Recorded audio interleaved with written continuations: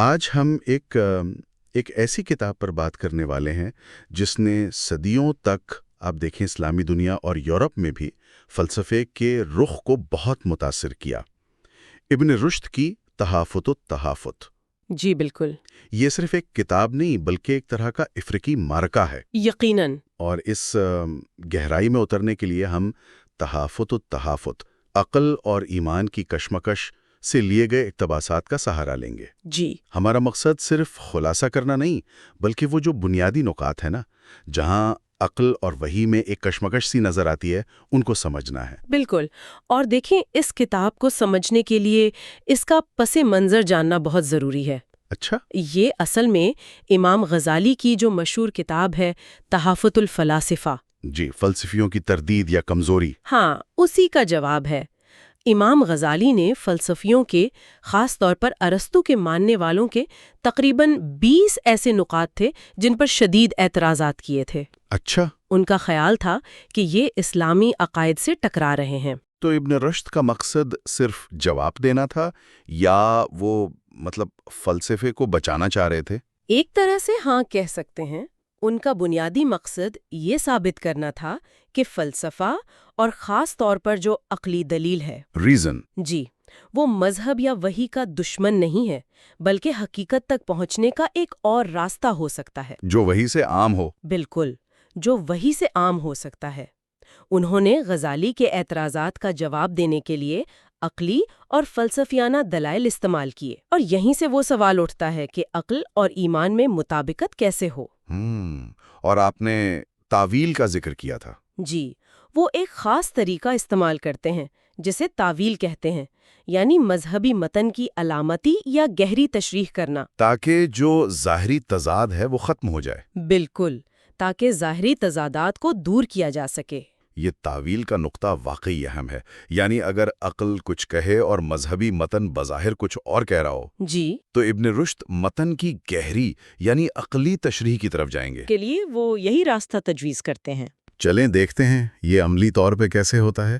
پہلا بڑا میدان جنگ، کائنات کی تخلیق کا مسئلہ۔ جی، تو بنیادی سوال یہ ہے، کیا یہ کائنات ہمیشہ سے ہے، یعنی قدیم ہے، قدیم، یا اسے ایک خاص وقت میں بنایا گیا، یعنی یہ حادث ہے، حدیث؟ یہ تو فلسفے اور مذہب دونوں کے لیے بہت ہی بڑا سوال ہے۔ یقیناً، امام غزالی کا موقف تو بہت واضح تھا، جو روایتی مذہبی نقطہ نظر بھی ہے، جی، کہ کائنات حادث ہے، اللہ نے اسے ایک خاص لمحے میں کچھ نہیں، یعنی عدم سے کچھ وجود بخشا۔ اور وقت بھی وہیں سے شروع ہوا۔ جی، وقت بھی اسی لمحے شروع ہوا، اس سے پہلے صرف اللہ تھا۔ ٹھیک، دوسری طرف ارسطو اور اس کے ماننے والے، جن میں ابن رشد بھی شامل ہیں، وہ یہ مانتے تھے کہ مادہ اور حرکت اپنی اصل میں ہمیشہ سے ہیں۔ ہمیشہ سے؟ ہاں، کائنات کی شکلیں بدلتی ہیں لیکن اس کا جو بنیادی جوہر ہے وہ قدیم ہے۔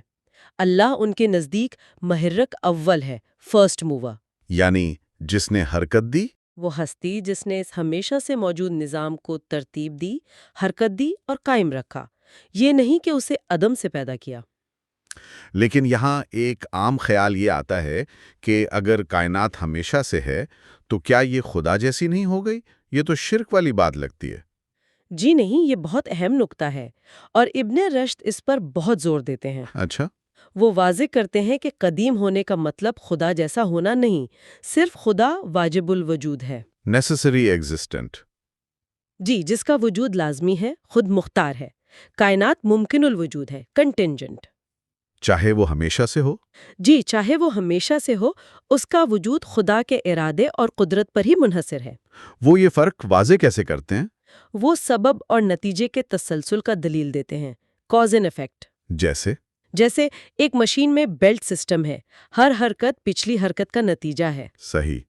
اگر آپ پیچھے جاتے جائیں تو منطقی طور پر ایک ایسے پہلے سبب تک پہنچنا ضروری ہے جو خود کسی سبب کا محتاج نہ ہو، یعنی خدا۔ جی، خدا۔ لیکن کائنات کا نظام، یہ جو حرکات کا سلسلہ ہے، یہ ہمیشہ سے جاری ہو سکتا ہے۔ خدا کے بنائے ہوئے قانونوں کے تحت؟ بالکل، خدا کے قائم کردہ قوانین کے تحت۔ یعنی خدا نے قانون بنائے جو ہمیشہ سے کام کر رہے ہیں۔ کوئی مثال دیں گی اس کی؟ ایک دریا کی مثال لیں، دریا کا بہاؤ وہ ہمیشہ سے ہو سکتا ہے، قدیم، ٹھیک. لیکن اس میں اٹھنے والی ہر لہر وہ نئی ہے، حادثہ ہے. اچھا. دریا کا وجود اور اس کا بہنا خدا کے ارادے پر منحصر ہے، لیکن یہ عمل ہمیشہ سے جاری ہے. سمجھ آئی. ابن رشد کے نزدیک کائنات کا قدیم ہونا خدا کی قدرت کو کم نہیں کرتا، بلکہ یہ ایک لازوال، خودکار اور منظم نظام ہے جو اس کی عظمت کی زیادہ بڑی دلیل ہے. یہ غزالی کے تصور سے مختلف ہے؟ جی، یہ غزالی کے لمحہ بلمحہ تخلیق کے تصور سے بالکل مختلف زاویہ ہے. غزالی کے نزدیک خدا ہر لمحہ مداخلت کرتا ہے. اور ابن رشد کے نزدیک؟ ابن رشد کے نزدیک خدا نے کامل قوانین بنا دیے ہیں جو اس کی حکمت کا مظہر ہیں. تو گویا ابن رشد کہہ رہے ہیں کہ عقل ہمیں بتاتی ہے کہ سبب اور نتیجے کا سلسلہ یا وقت کا تصور اچانک شروع نہیں ہو سکتا، اس لیے کائنات قدیم ہے. جی. اور اگر قرآن میں تخلیق کا ذکر ہے جیسے 6 دن میں، تو ہمیں اس کی تعویل کرنی چاہیے، اس کی گہری علامتی تشریح. بالکل. وہ کہتے ہیں کہ قرآن کے مخاطب عام لوگ بھی ہیں اور فلسفی بھی. عام لوگوں کے لیے شاید لفظی معنی کافی ہوں، لیکن اہل دانش کے لیے؟ اہل دانش پر لازم ہے کہ وہ عقل کی روشنی میں گہری معنویت تلاش کریں، یعنی تعویل کریں. ان کے نزدیک 6 دن شاید تخلیق کے 6 ادوار یا مراحل کی طرف اشارہ ہوں. یہ ہے عقل اور وحی میں مطابقت پیدا کرنے کی کوشش. جی. اور باب دوم میں وہ خدا کے ارادے پر غزالی کے اعتراض کو لیتے ہیں. کیا اعتراض تھا؟ غزالی نے کہا کہ اگر کائنات قدیم ہے اور قوانین کے تحت چل رہی ہے تو خدا کا ارادہ کہاں گیا؟ ہاں، یہ سوال تو بنتا ہے. ابن رشد جواب دیتے ہیں کہ یہ قوانین ہی خدا کا ارادہ ہیں. اچھا، قوانین ہی ارادہ ہے. وہ ایک عقل مند بادشاہ کی مثال دیتے ہیں جو اتنے اچھے قانون بنا دے کہ ملک خود بخود بہترین طریقے سے چلے. کیا یہ بادشاہ کی کمزوری ہے؟ نہیں، یہ تو حکمت ہے. بالکل، یہ حکمت ہے. خدا کا ارادہ لمحہ بلمحہ بدلنے والا نہیں، بلکہ ایک کامل اور مستقل اصول ہے جو کائنات میں جاری و ساری ہے. کوئی اور مثال؟ جیسے سورج ہے، اس کا ارادہ روشنی دینا ہے اور یہ ہمیشہ سے ہے. یہ ارادہ کسی شروع ہونے کا محتاج نہیں. یہ بات سمجھ میں آتی ہے کہ ایک منظم کائنات زیادہ عظیم خالق کی نشاندہی کرتی ہے. جی.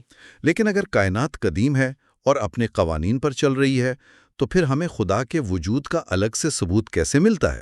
بہت اہم سوال. یہ ہمیں بحث کے اگلے حصے کی طرف لاتا ہے، خدا کا وجود اور اس کی صفات. بالکل.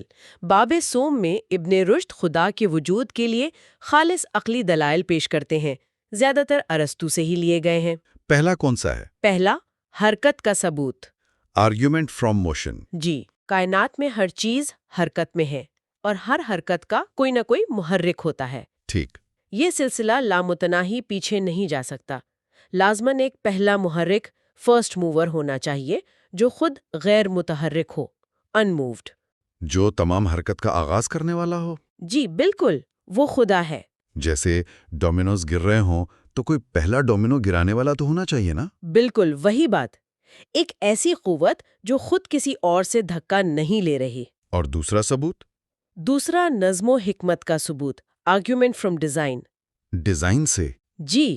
کائنات میں جو ناقابل یقین حد تک پیچیدہ اور منظم ڈیزائن نظر آتا ہے، نظام شمسی سے لے کر انسانی آنکھ تک. یہ اتفاق نہیں ہو سکتا. جی، یہ محض اتفاق نہیں ہو سکتا. یہ ایک عظیم ڈیزائنر، ایک حکیم ہستی کی طرف اشارہ کرتا ہے. ٹھیک ہے. اور تیسرا دلیل؟ وہ ہے ممکن الوجود اور واجب الوجود کا، آرگیومنٹ فرام کنٹینجنسی. یہ کیا ہے؟ دیکھیں، کائنات کی ہر شے ممکن ہے، ہو بھی سکتی تھی، نہیں بھی. ہمارا وجود لازمی نہیں. ٹھیک ہے. اگر ہر چیز صرف ممکن ہے تو پھر کچھ بھی موجود کیوں ہے؟ کیوں نہیں سب کچھ عدم ہی رہتا؟ اس کا جواب یہ ہے کہ ان تمام ممکنات کے وجود میں آنے کے لیے ایک ایسی ہستی ضروری ہے جس کا وجود واجب یعنی نیسیسری ہو. جو خود سے قائم ہو. جی، جو خود سے قائم ہو اور کسی کا محتاج نہ ہو، وہ اللہ ہے. یہ دلائل تو ہوئے خدا کے وجود کے، لیکن اصل جو جھگڑا تھا وہ شاید خدا کی صفات پر تھا. جی بالکل. غزالی نے فلسفیوں پر کیا اعتراضات لگائے تھے، خاص طور پر خدا کے علم کے بارے میں؟ یہ ایک بڑا مسئلہ تھا. جی، غزالی کے کئی اعتراضات تھے. مثلاً فلسفر خدا کو جسم سے پاک مانتے تھے، جو اسلامی عقیدے کے مطابق ہی ہے، لیکن غزالی کو ان کے دلائل پر اعتراض تھا. اچھا. پھر خدا کی صفات، علم، قدرت، ارادہ وغیرہ، کیا وہ اس کی ذات کا حصہ ہیں یا الگ ہیں؟ اور سب سے اہم، خدا کا علم؟ جی، خدا کا علم۔ غزالی کا بڑا اعتراض یہ تھا کہ فلسفی کہتے ہیں کہ خدا صرف کلیات یعنی عمومی اصولوں کو جانتا ہے۔ جزیات کو نہیں، یعنی انفرادی واقعات کو؟ ہاں، ان کا کہنا تھا کہ فلسفیوں کے مطابق خدا جزیات پرٹیکولرز یعنی انفرادی واقعات یا لوگوں کو نہیں جانتا۔ اوہ! یہ غزالی کے نزدیک قرآن کے صریحاً خلاف تھا کہ خدا تو ہر چیز کو جانتا ہے۔ یہ تو واقعی سنگین اعتراض ہے۔ اگر خدا صرف قوانین کو جانتا ہے تو کیا وہ مجھے، ایک فرد کو جانتا ہے؟ ابن رشد اس کا کیا جواب دیتے ہیں؟ ابن رشد کا جواب تھوڑا پیچیدہ ہے اور اسی لیے متنازع بھی رہا ہے۔ وہ باب 6 اور 7 میں وضاحت کرتے ہیں کہ خدا کا علم کامل ہے، ازلی ہے، ابدی ہے۔ یہ ہمارے علم کی طرح نہیں جو واقعات سے حاصل ہوتا ہے اور بدلتا رہتا ہے۔ ٹھیک۔ خدا کائنات کے تمام قوانین اور اصولوں کو مکمل طور پر جانتا ہے جو اس نے خود بنائے ہیں۔ جی۔ اور چونکہ ہر جزئی واقعہ انہی کلی قوانین کے تحت ہوتا ہے، اس لیے خدا ان قوانین کے ذریعے تمام جزیات کا بھی احاطہ کرتا ہے۔ لیکن انفرادی طور پر نہیں، لمحہ بہ لمحہ؟ ان کے مطابق شاید اس طرح نہیں جیسے ہم سمجھتے ہیں۔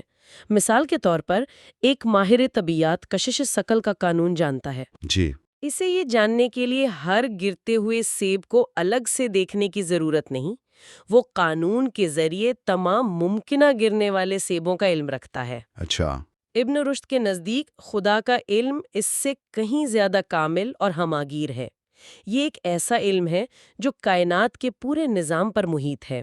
یعنی خدا کا علم قوانین کے ذریعے ہر چیز پر محیط ہے، لیکن یہ ہمارے انفرادی لمحہ بہ لمحہ تجربے والے علم جیسا نہیں۔ یہ تو بہت ہی فلسفیانہ نکتہ ہے۔ جی بالکل۔ اور خدا کے ارادے اور کلام کے بارے میں کیا خیال ہے ان کا؟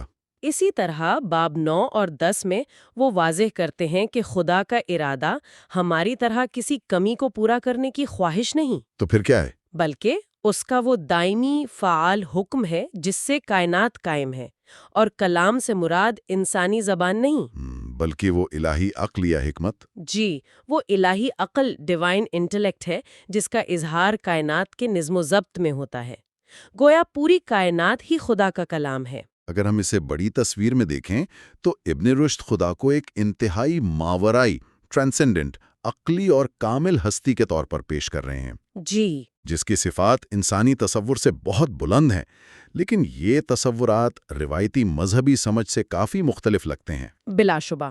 اور یہی وجہ ہے کہ یہ کتاب کے اگلے حصے باب 11 سے 28 تک وہ مزید اختلافی موضوعات پر بحث کرتے ہیں، جیسے علت و معلول، کاز اینڈ ایفیکٹ، انسانی نفس یا روح، قیامت اور تقدیر۔ ان پر ابن رشد اور غزالی میں شاید سب سے زیادہ شدید اختلاف ہے۔ ان نکات کو تھوڑا کھولیں۔ علت و معلول پر کیا بنیادی فرق تھا؟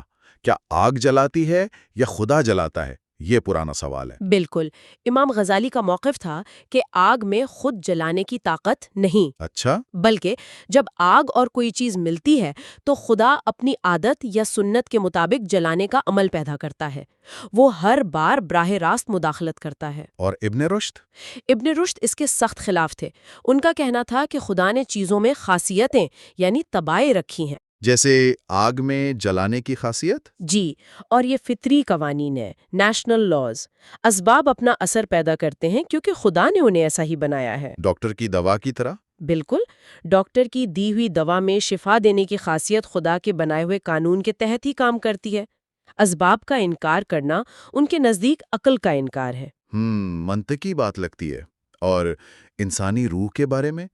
یہ تو بہت ذاتی اور اہم سوال ہے کہ مرنے کے بعد کیا ہوتا ہے؟ جی، غزالی تو روایتی موقف پر تھے کہ روح غیر مادی ہے، منفرد ہے اور لافانی ہے، جو جسم سے الگ ہو کر جزا و سزا پاتی ہے۔ جی، ابن رشد کا نظریہ یہاں بہت مختلف اور پیچیدہ ہے۔ کیا نظریہ ہے؟ وہ سمجھتے تھے کہ انفرادی ذاتی روح جسم کے ساتھ ہی فنا ہو جاتی ہے۔ فنا ہو جاتی ہے؟ جی، لیکن انسان جو علم اور فہم حاصل کرتا ہے وہ ایک بالاتر مشترکہ عقل فعال، ایکٹیو انٹلیکٹ کا حصہ بن جاتا ہے، اچھا۔ جو الہی اور لافانی ہے۔ گویا علم زندہ رہتا ہے، فرد نہیں۔ ایک منٹ، تو کیا ابن رشد ذاتی بقا یا انفرادی قیامت کے قائل نہیں تھے؟ یہ تو بہت ان کی تحریروں کی تشریح واقعی مشکل ہے۔ باب 24 میں وہ قیامت پر بات کرتے ہیں، لیکن ان کا جھکاؤ روحانی قیامت کی طرف زیادہ لگتا ہے۔ روحانی قیامت؟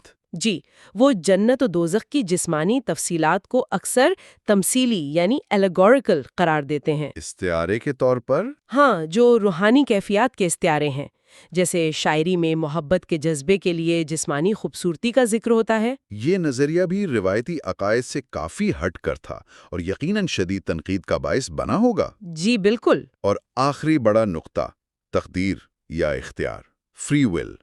کیا ہم اپنے اعمال کے ذمہ دار ہیں؟ غزالی تقریباً جبریت کے قائل تھے کہ ہر عمل خدا کی تخلیق ہے۔ اور ابن رشد؟